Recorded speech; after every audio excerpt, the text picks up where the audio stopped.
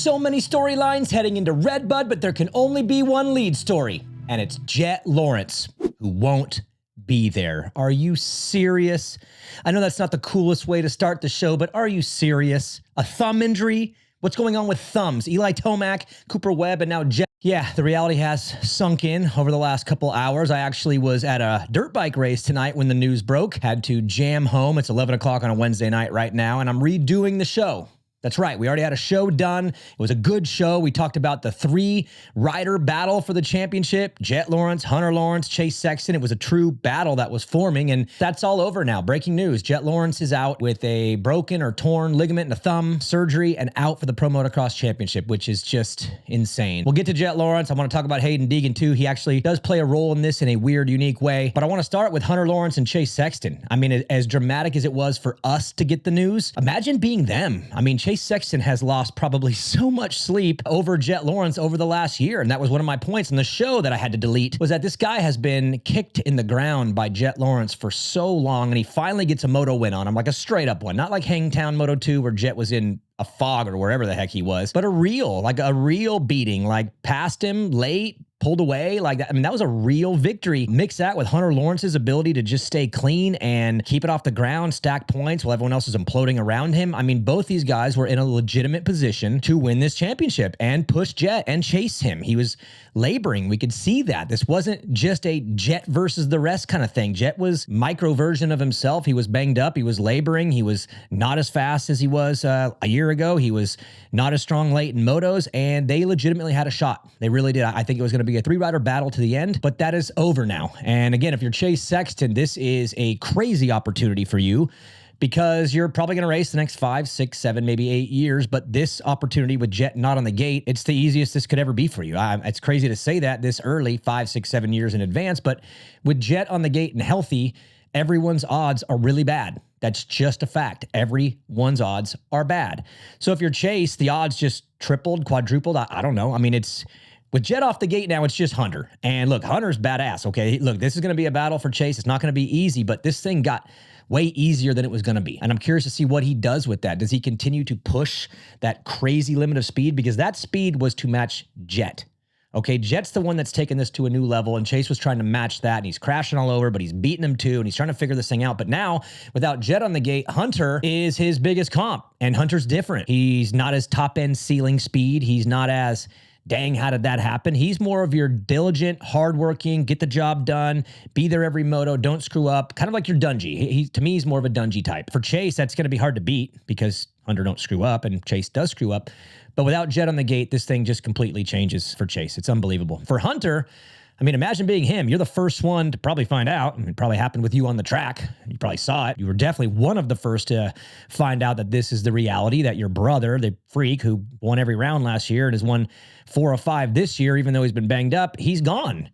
And if you're Hunter, this is your big opportunity too, because with Jett on the gate for the next 5, 6, 7, 8 years, your odds are really small. As good as you are and as high as you could get that ceiling, it's still going to be a tough go against Jett when he's on the gate and he's not there. So for Hunter, this is absolutely massive as well. I got to say, for the fans, it's a huge loss, right? I do think Jett being on the gate is obviously a million times better, even if he's winning all the time, even if it's that suspense of who can get him, who can take him down. That's more meaningful to me than him not being there. Okay, I don't like Eli not being there. I don't like Cooper not being there. I don't like Kenny being there, not being there.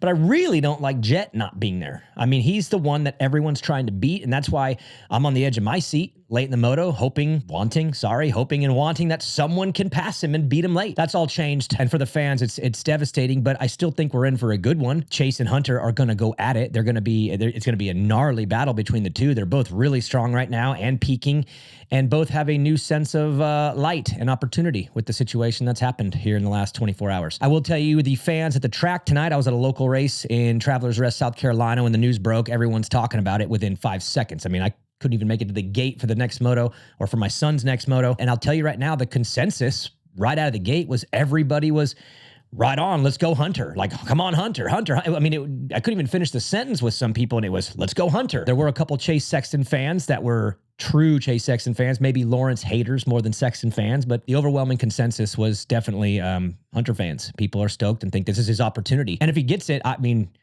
I'm not going to be super upset about it. Let's move on to Jett. This sucks for him, obviously. Let's start with the money. I mean, straight up, the guy's going to lose a lot of money. We're talking probably close to $2 million by losing this outdoor championship, if you consider bonuses and win bonuses, championship bonuses. And hey, man, 5-6 years ago, you tell the Lawrence family, hey, I'm sorry, but you have to sit this summer out. It's going to cost you $2 million. I'm sure they're freaking out, but Jett's done pretty well over the last few years. So I don't think money is the driving force of his angst right now. It's probably just pride. I mean, Jett is weirdly one of the most competitive people, and it's not for any specific reason. He's not like an emotional chaser. He doesn't chase the emotion. He doesn't chase prizes and trophies. He kind of just likes to win and really hates to lose, and I think he's just wired to be a winner. For him to have to sit out this summer and watch either his brother, who I'm sure he would be okay with, but watch Chase possibly win this championship, that's going to sting him. He's not going to like that. And again, the money probably isn't playing a role right now in his feelings and belief on the devastation that he's facing right now, which is he's out. I mean, he's not going to defend his title. I've seen people online talking about how he's going to get the one on the bike and he's never going to take it off. Well, next summer, he will be running number 18. That's right. He'll be running number 18. It'll be against either the number 1 of Hunter Lawrence or the number 1 of Chase Sexton. And he will have to start the season as not the favorite on paper, not the champion. I mean, maybe the favorite forever, every single race for the rest of his life, probably. But on paper, he won't be. He won't be the defending champ. He won't have the red plate. And SMX, to be honest, SMX is in jeopardy. I mean, he's going to be off the bike for a while. He gets back just in time. SMX, Sexton, Hunter Lawrence, J. Coop. I mean, they could all be on fire by then. Tomac, Webb, Roxon could all be back. And Jett could come back, get on the bike, and straight up lose SMX, just straight up. It definitely puts a dent in everything that is Jett Lawrence. Again, financial, ego, pride. Sets him back for the future, too. I mean, let's be honest. This is a guy who's not been hurt a lot. He's had it a lot easier than his brother, that's for sure. He had the big collarbone injury back at Anaheim a few years back. He had the wrist injury, a year or two ago before Supercross, which made him switch coasts. So he's had injuries. He's bounced back. The kid is not like immune to pain and injury. He's had it, but he's going to miss some time, some important time. The sport's changing right now. Hunter's going to be getting better. Chase is still getting better. Prado's coming over. Deegan is going to be moving up soon. And you don't want to miss valuable time. You don't want to miss championships. You don't want to miss gate drops, especially when you're someone like him and has aspirations of putting down some pretty crazy records. Tough break again for Jett Lawrence. Let's talk about Hayden Deegan. This does affect him in a weird way. We all know that he's thinking of the 450 class. He wants to be a legend. He's probably going to be one. The guy's proved it all summer. He's a freak too, just like Jett. But the target is on Jett. It's not on Hunter and Chase and Cooper and Kenny and even Eli. Like, those are guys that Hayden might have to go through if they're all still around, but he sees them as hurdles on his way to the ultimate prize, which is Jett Lawrence. And if you're Hayden Deegan, two things are happening now this summer. Number one, you are establishing yourself as like an absolute stud and star. Everyone's coming around to that. At the same time that, I mean, you're the I'd say the power brand in the pits right now. Eli's not there. Kenny's not there. It's Jett and Hayden. Those are the two biggest draws in the sport right now. And if Jett's not there, it's just Hayden. He is the singular biggest draw now in the sport, period. Jett's not there to take half that limelight, take all that limelight. No, it's just Deegan time. And he's going to make advances on the bike. He's going to make advances in his career, and he's going to make advances brand-wise as a singular star in the pits. And I'm not trying to be disrespectful to Chase and Hunter and Anderson and all these guys, but Hayden Deegan and Jett Lawrence are your two biggest stars. That's just what it is. So for Deegan, great opportunity to continue to explode this summer and carry that brand into the pits as the draw.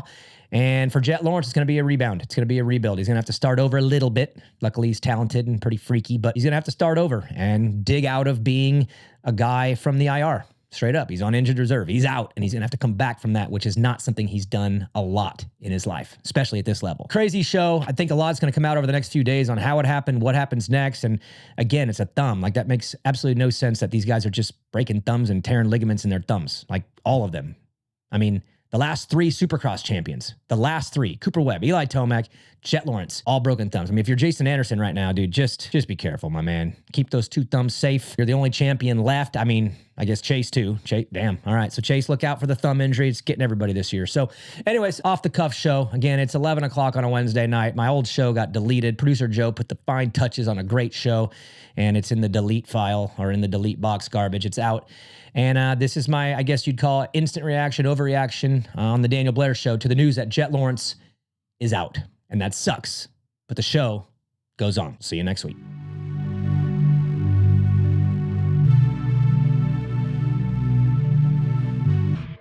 Thank you so much for watching this show. If you liked it, press the like button. And if you want to subscribe, then press the subscribe button. Share it with your friends, with your family, and grandma. Make sure you send it to grandma. Grandmas love everything Main Event Moto does. All you Motoheads out there, we are still rocking and rolling at Main Event Moto.